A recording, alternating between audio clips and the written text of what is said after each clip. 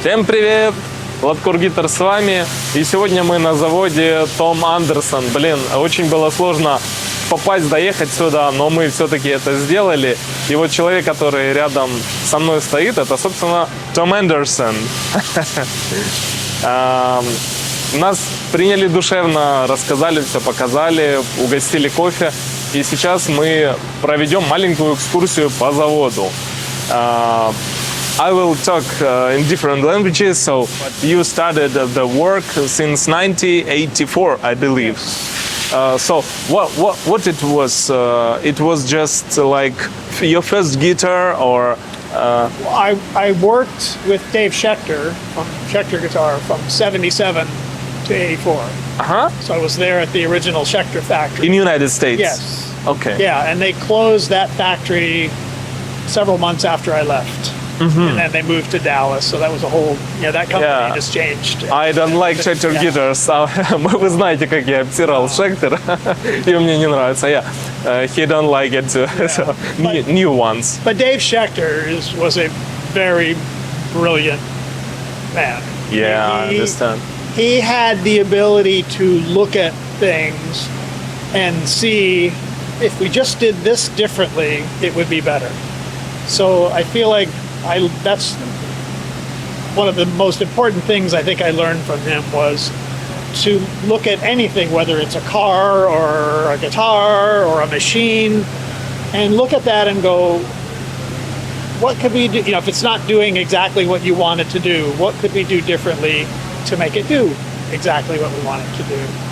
So he taught me a lot about that, and I say that's what, and then he was the one that encouraged me to start my own business, because Schecter was owned by several people, and then they brought in some other investors, and it just completely changed. They started making things overseas, and it just wasn't what we wanted it to be.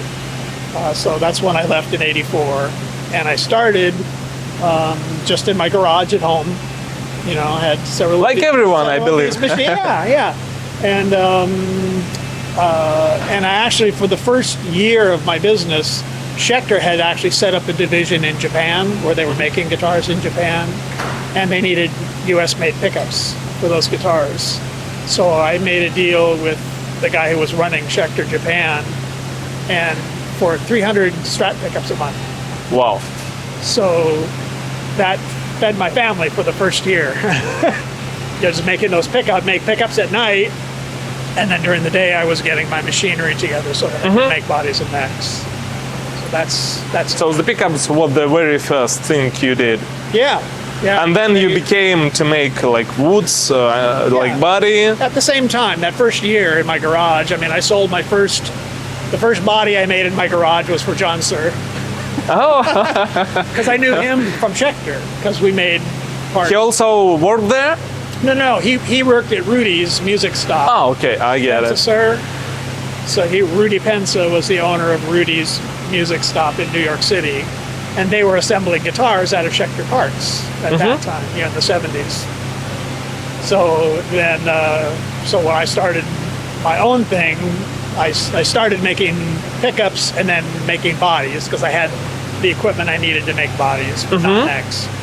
So my first body was shipped to John Sir. We've been friends ever since. So we talk all the time, and he's a really good guy. So yeah, I met him. Cool. And now you have a really big production. I see many CNC machines, not only one. From the zero. That's cool. Yeah. And the one in the middle over there is the first of that machine that they ever sold to a woodworker. Wow. It was made, and Dave Schecter was working at that company, and that's how I found out about that machine. Oh. He said, "This is the machine you need to buy because it's better than all the other things that you could choose." Before sell guitar, by the way, I sell CNC machines, Oh, do you? But yeah, Wow. but I didn't understand almost anything there. But I'm really good sale guy, I believe so. Yeah. I sell much more than other managers. Yeah. So I standing near the woods. Where is everything starting? So because we're in Southern California, and there's so many guitar makers in Southern California, there's an industry that makes body blanks, and there's actually 3 different companies that they just buy lumber and make body blanks. So like these body blanks, we buy them just like you see them. They're not quite finished size yet, but they're already glued together. They're surfaced close to size, but not completely. And then they weigh each blank. So what's really great about that is they make, like I buy center seam matched clear color. So that's like their highest grade of body blank. But they also sell 5-piece body blanks for someone who needs an inexpensive body blank. So this allows me to buy only what I really want to buy. If I buy lumber and cut it up, half of it is wasted. Wow. Because it's too narrow or it's got knots or, just... So this is a way for everyone to buy what they really need. So if someone making a $600 guitar, they can't spend $100 on a body. Yeah, I understand. So it uses all the wood. So all the resource, all the wood gets used, so it doesn't get wasted. So that's really good. And I get to buy only what I want to buy, and I'm happy to pay a premium to get only what I really want. So that started happening about 15 years ago. Previous to that, we just all bought lumber and had to cut it up, and we threw half of it away. So these are all body stuff. Some of the things. Is that maple? This is alder. Alder. This yeah, is alder. It's light. This is an African wood called obichi. It's some people are using it a little bit. It's very light. Really? Yeah. Here's.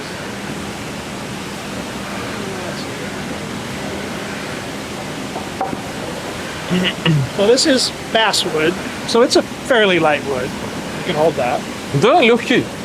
Yeah, light. Pretty light. I mean, they lose more than half of this weight gets cut away. Половина уходит вообще. Yeah, Yeah. noticeably lighter. It would be, if it would be maple, it should be Yeah. 2 more times weight. That one is basswood too. This is obichi. So that's the same. That's a body. How much Yeah. lighter that is. Very light. Yeah. So No. So some wood we get in blanks like that. Some wood like obichi and this is roasted pine down here. Some of those we just buy in pieces like that, so they make one body, so they match. But you have obichi, you have alder, you have Spanish. These are Spanish cedar up here, which is another mahogany-looking wood, but is also very lightweight. What the type? Spanish cedar, Ah, cedar. Okay, I get it. which it's not really a cedar, but it's called Spanish cedar. Oh, really? So it doesn't look like. It's, Yes, pretty close to mahogany. Yeah, it's very close. But a little bit lighter. yeah, lighter and a little bit lighter in color. Yeah. And then this is a wood from South America called Primavera. And it's also,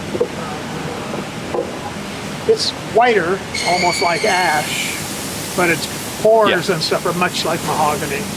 So it sounds a lot like Limba. Like? Limba? Yeah, no. Karina? Like Limba, Karina. Yeah, it sounds Yeah, a yeah. lot like that. And each piece has a weight that you marked. That's cool because many people want to buy. No, they Everybody even, wants light guitars. not everybody, but can you can you give me the weight of that guitar? Yeah. Can you send Oh, me yeah. the weight of that guitar? It's like, okay, it's if it like Les Paul, it should be 4 kilograms. I don't know. It's like 8.5 pounds. yeah, it's middle, but sometimes they want less. Yeah, we hear it every day. So yeah, you can do this. So we can help. Yeah. This is swamp ash, so it's Swamp, again yeah. it's already glued together. That's probably as heavy as that gets. It is 10 pounds. This is all mahogany. Some of it is South American mahogany, and some of it is African mahogany.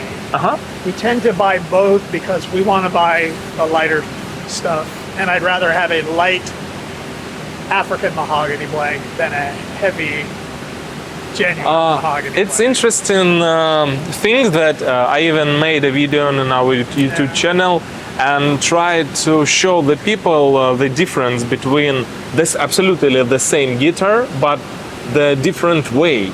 Oh yeah. Can you explain what the difference Well, like? I think, you know, to me the easiest way to think about wood weight and what it does to the guitar is electric guitar strings are thin, so they don't make that much energy. You know, when you play an acoustic guitar, that string makes a lot of energy, and it just has to vibrate that really thin top. Well, electric guitar, you're trying to vibrate this whole mass. It's many pounds more weight to move around. So a lighter weight wood has a better chance of actually really vibrating. I mean, when you hold it and you play it, you can feel it. You can feel it. You can feel it vibrating, but if it's a really heavy piece of wood, you won't feel it. You won't feel it vibrating. So you tend to get, with a heavier, harder piece of wood, you might get a strong attack, or you might get an immediate response, then it goes away quicker. Where a lighter weight piece of wood will have a softer attack, but the note will sustain at the same volume for longer. So I think, you know, people talk about heavy guitars having sustain, but if you looked at the amplitude, how loud it is, and then the length of time, a heavy guitar will do this, you know, or do this and like that, where a lighter guitar will do this and go for longer. And I think most people appreciate that kind of sustain as opposed to a really hard, fast attack. Some funk players, like, you know, they play really fast strum patterns and stuff. Some of those guys like harder bodies because they're more percussive. I know that the Slash from Guns N' Roses also prefer the more weight, more kilograms in his guitar, but it's for studio. But for the show, when you play 3 hours, you know, you're back. So and some, you know, and sometimes you have to look at the whole rig that somebody's using. If they're maybe a high gain player, like always really high gain, they might like a heavier guitar because it might hold up better with the with heavy distortion. It might retain more definition or articulation, where a softer guitar might sound mushy through a really super high gain setup.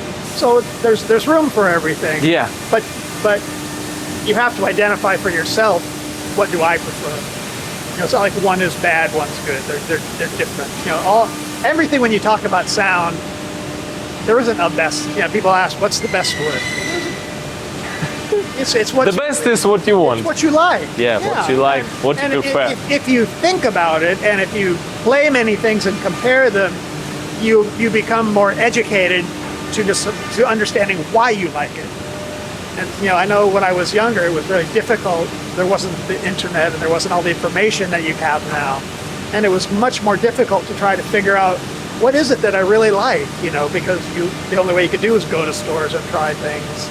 And then, you know, you try something in a store is one thing, but then you take it out to a gig, and that's a completely different situation. You know, what sounds good at home doesn't always sound good on the stage in a band. On the stage or in the mix, or that's too many different things. I understand because I'm making a lot of records. I'm playing shows. I understand that. That's right. We years ago we took when the Eagles did that was called Hell Freezes Over tour. It was their big kind of final tour.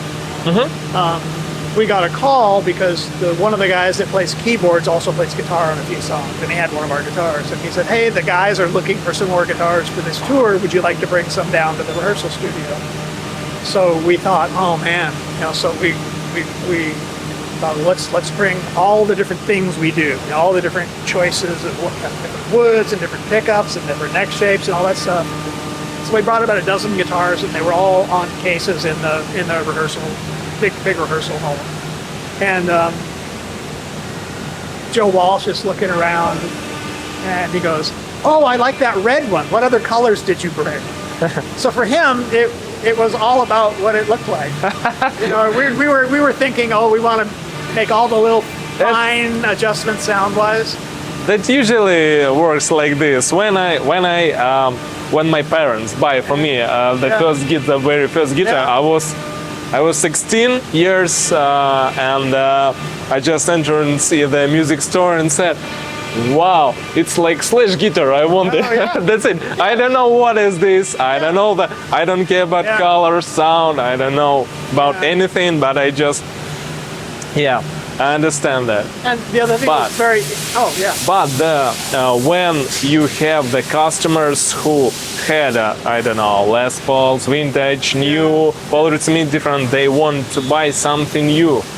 They want to find something new in sound, and the view of guitar, the color of guitar, and then I can recommend them Tom Anderson because it's really different guitar than I played a lot, and people we ordered tele. In our stock, few teles, and Angela like this model because it's beautiful. Really, it's different. I understand it's not good to compare, but anyway, I will compare with Paul Smith custom model and there's like Stratocaster or something like this because it's like between it's super Strat, but it has different sound. As for me. It's cool, and you can just show the people something new. Okay, let's continue. It's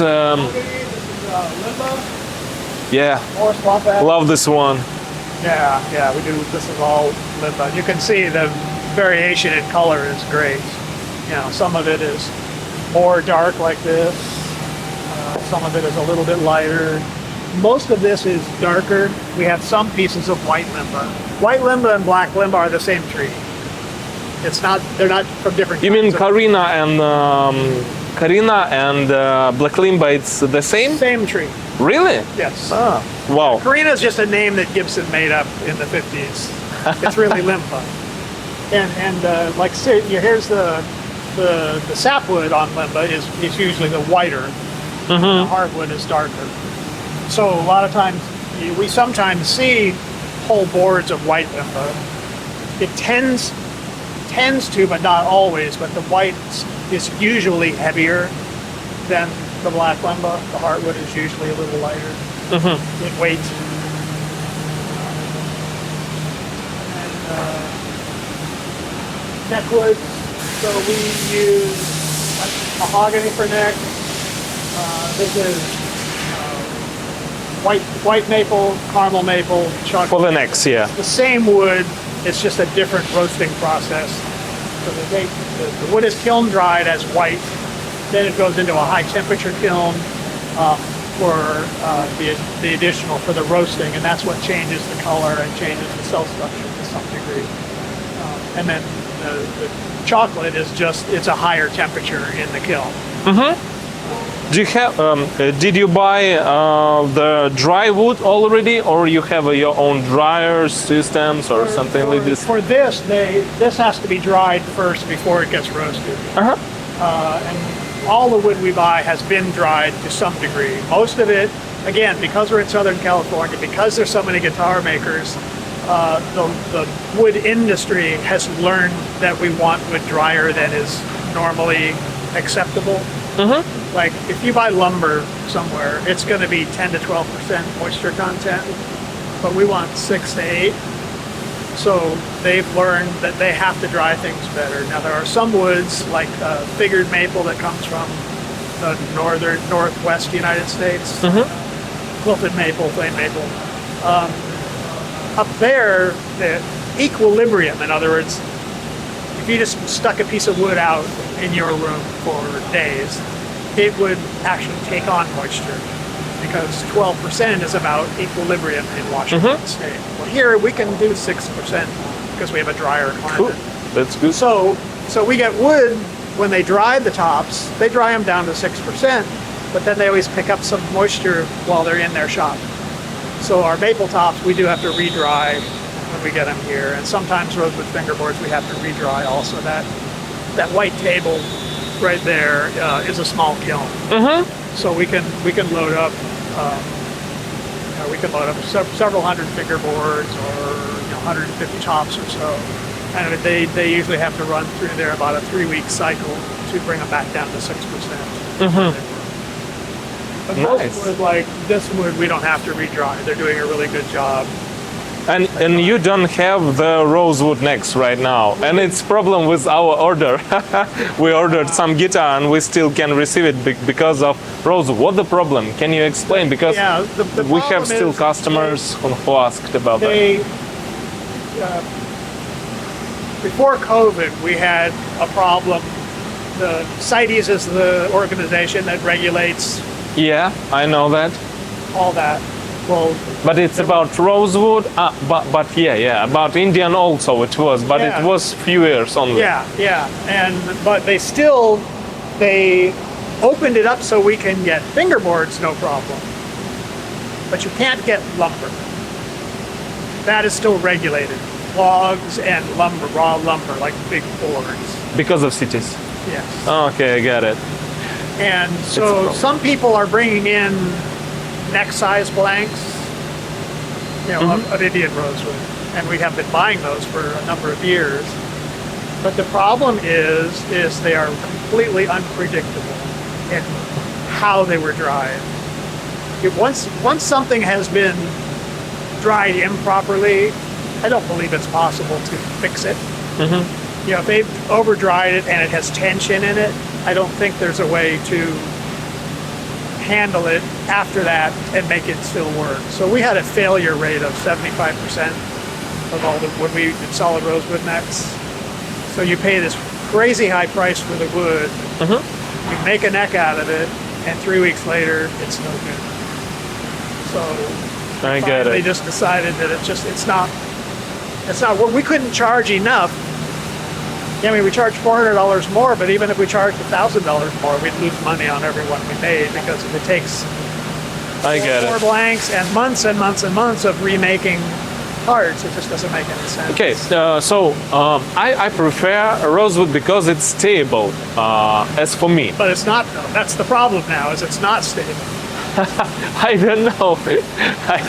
See, stability comes from how straight the wood is to start with, but it also comes from how it was dried. If you dry things too quickly, you create tension in the wood.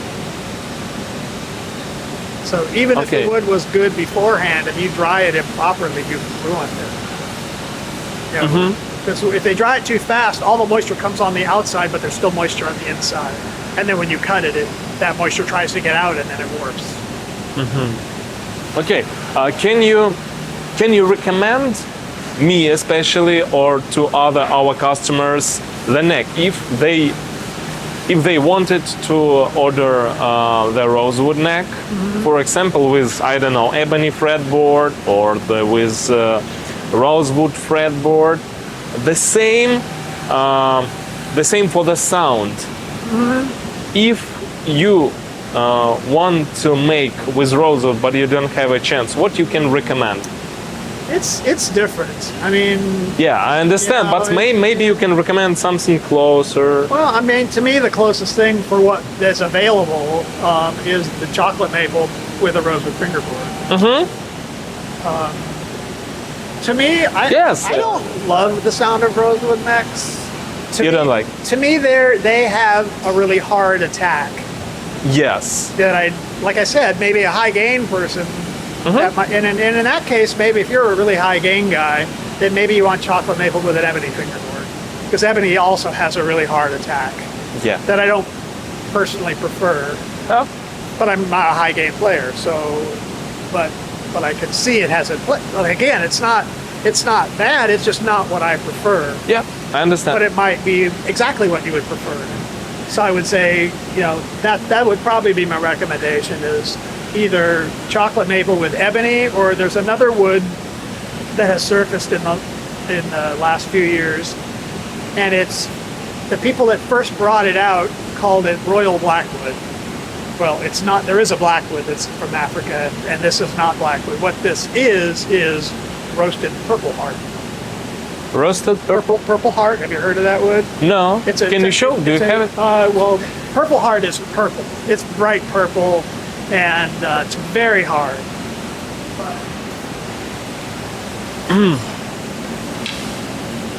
Oh, you have fretboard. When you roast purple heart, that's the color it comes out. Wow. And then when it gets oiled, it gets black. Yeah. So to me, this is a really good place between. And it's heavyweight on the neck. Yes. Mm-hmm. Well, it's just a fingerboard. Yeah. Yeah. I wouldn't make a neck out of it. That'd be a heavy neck. But this wood sounds very much like rosewood, but has just a little firmer attack. Not as bright as ebony. Ebony has a very bright attack. So that's also really popular and really good alternative. And lots of people that want rosewood, they always say, I want the darkest piece possible.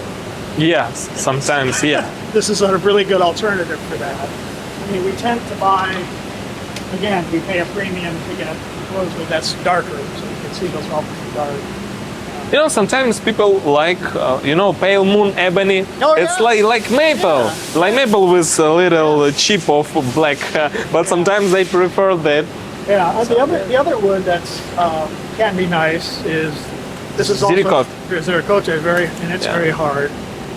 So it's another one that would be a good alternative for someone who maybe didn't want it quite as bright as ebony. This is a little warmer sounding than ebony. It still has that really super smooth feel. Closed, doesn't have open pores like rosewood does.